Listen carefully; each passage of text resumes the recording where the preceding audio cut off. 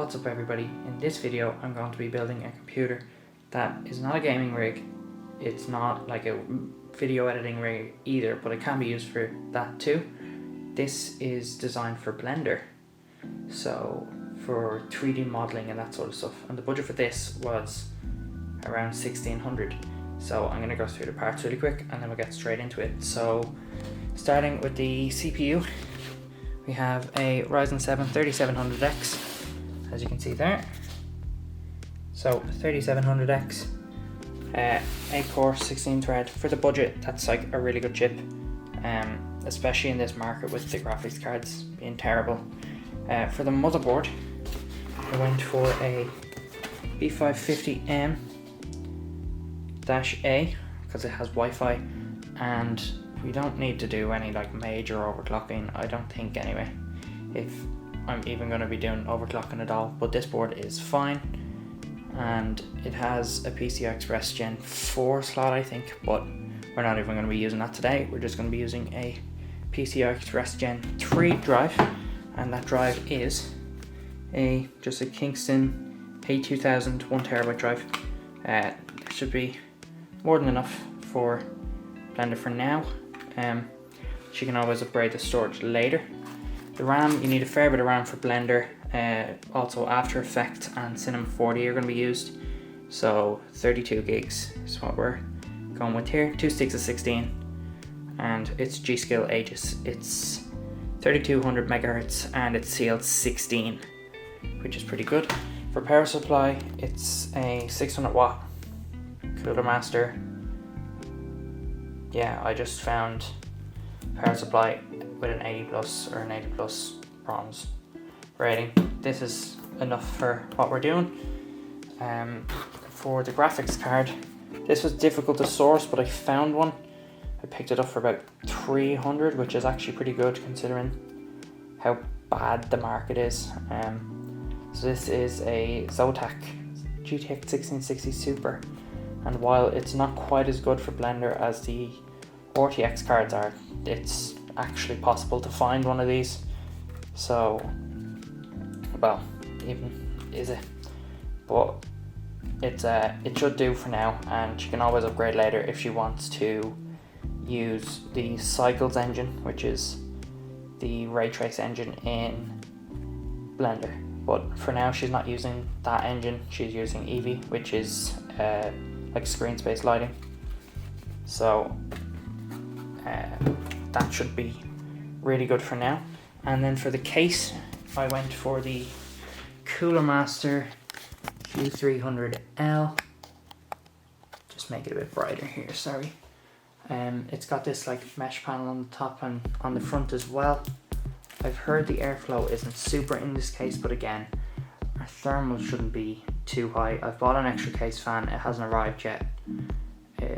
It's a Cooler Master MF120 Halo fan, and this has one non-LED case fan at the back, which is going to be moved to the front as well. This case has 2 USB 3s, just the normal USB A headers.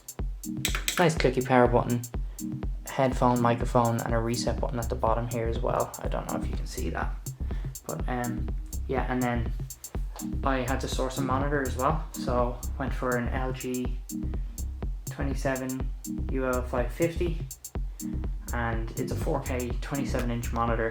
It's IPS and it's got 98% sRGB, so it's relative.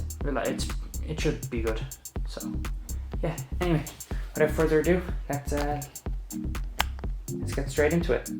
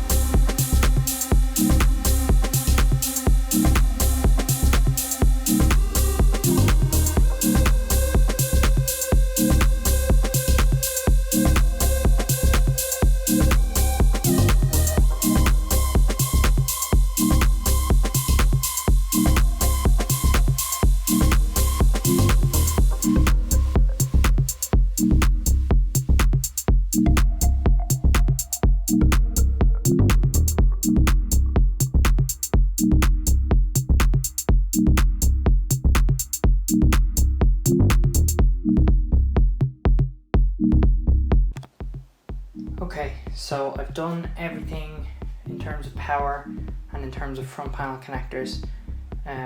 I did the front panel connector stuff off camera because it's a pain and you're just going to see like not anything to do with the board, you'll just see me or whatever.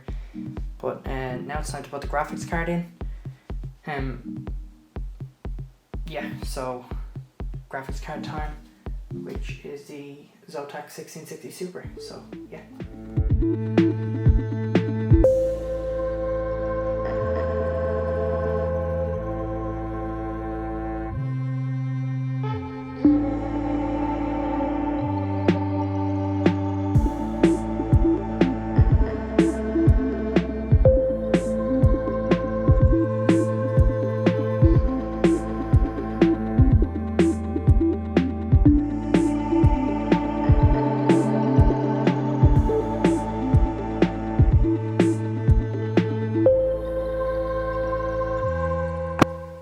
Alright, so now everything is set up, ready to go. I'm just waiting on that fan for the back, but I'll do that off camera and I will show you guys the final results. But for now, I'm going to boot this up, make sure everything works, put Windows on it, get the software the client wants, and yeah, so yeah. Okay, so I've installed the extra fan. I did that off camera again, and everything's set up. I put Windows on it, I've done everything, but I'm just going to turn it on now, and you can see it turned on. It's a bit dark right now, but that's because there's a little bit of light up in here.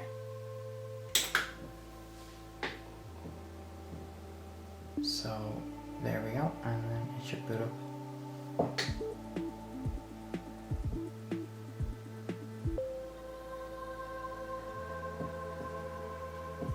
So yeah, I'll just show you here now. So this fan at the back is a Cooler Master MF120 Halo. I actually highly recommend that fan. That's a really good fan, and it seems to be performing quite well as well. This is the 3700X stock cooler. I didn't realise, I don't think you can get the ring working around the fan, or at least Aura isn't picking it up, but Aura isn't super software. I also put another fan at the front, you can't see that, but yeah, it's all in here, it's all working, and this performs really well.